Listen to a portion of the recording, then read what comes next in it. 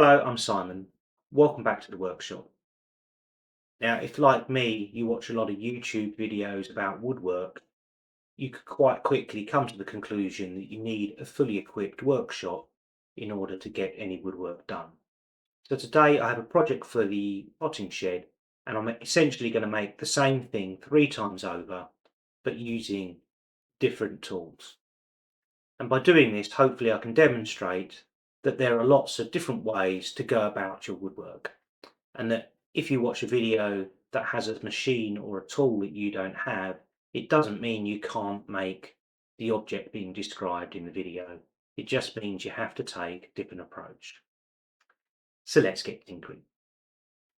Now I've assembled the stock that I think I need.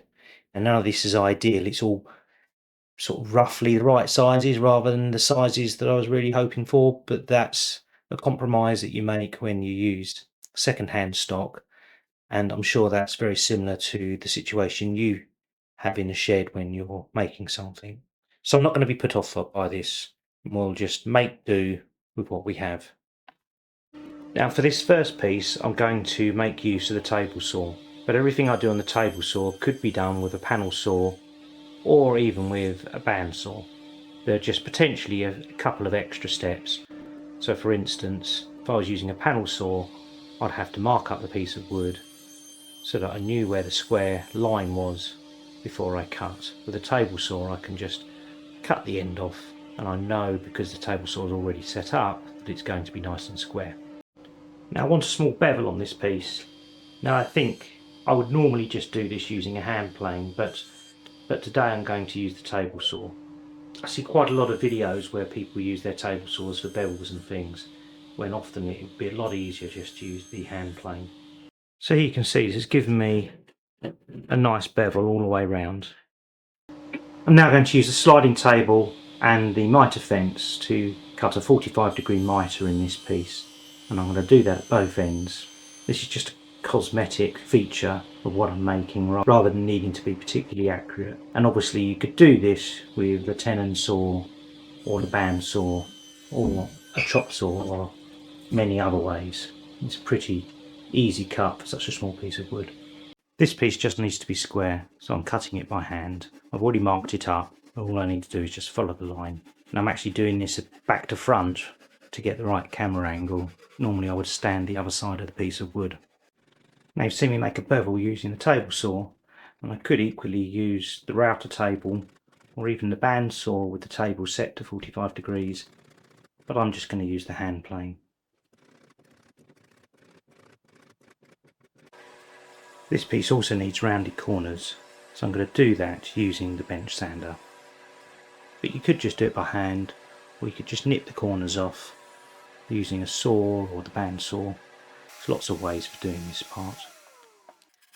Now this piece of wood is a little bit too thick. For this particular project it probably doesn't really matter, but I'm going to rip it to make it a little bit thinner. The easiest way to do that would be on the bandsaw, but if you don't have a bandsaw you can do it by hand, and that's what I'm going to do for this piece. I'm just going to rip it by hand.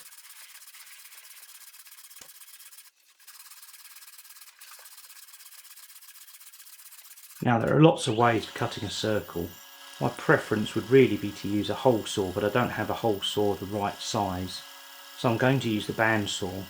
But I have cut circles just using a panel saw before. You just keep cutting the corners off until they become too small to cut off with the panel saw, and then just finish off with the hand sander or a bench sander. And whilst that sounds like a lot of effort, it isn't actually that hard. Now in hindsight I should have changed the blade to a thinner one, but I couldn't be bothered. I think it would have been quicker if I'd have just changed the blade. And now I'll tidy it up using the bench sander. Again, this could be done by hand or with an orbital sander. It's not necessary, but I'll also sand down the rough cut edge, and to keep it the same as the other two pieces that I've cut, I'll add a little bevel. In this particular case, cutting the bevel on the router table would probably be the easiest thing, but I'm just going to use the bench sander.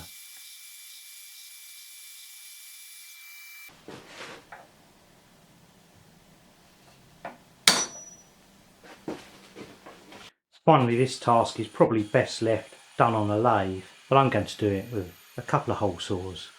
and some hand tools.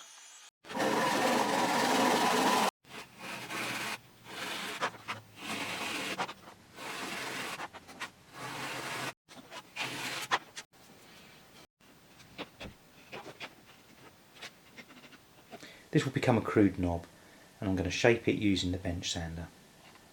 And as I said earlier, whilst it would be better made on the lathe, I'm really just trying to show that if you put your mind to it, you can think of alternatives and still get decent results.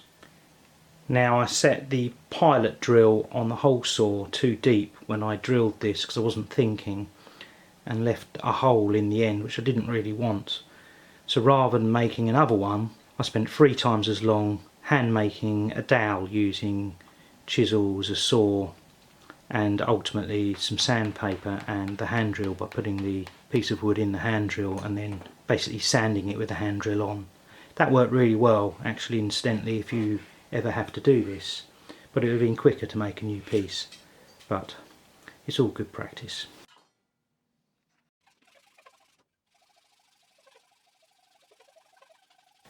Now, I was just going to glue and screw these, but I think I'm just going to glue them. A little bit of clamping pressure, and I know how strong wood glue is. I'm sure they'll last for the rest of my lifetime.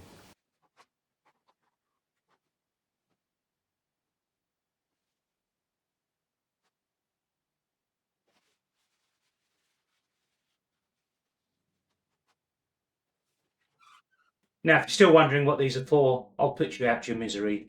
Like I said, they were for the potting shed, and they are simply for evening out your seed trays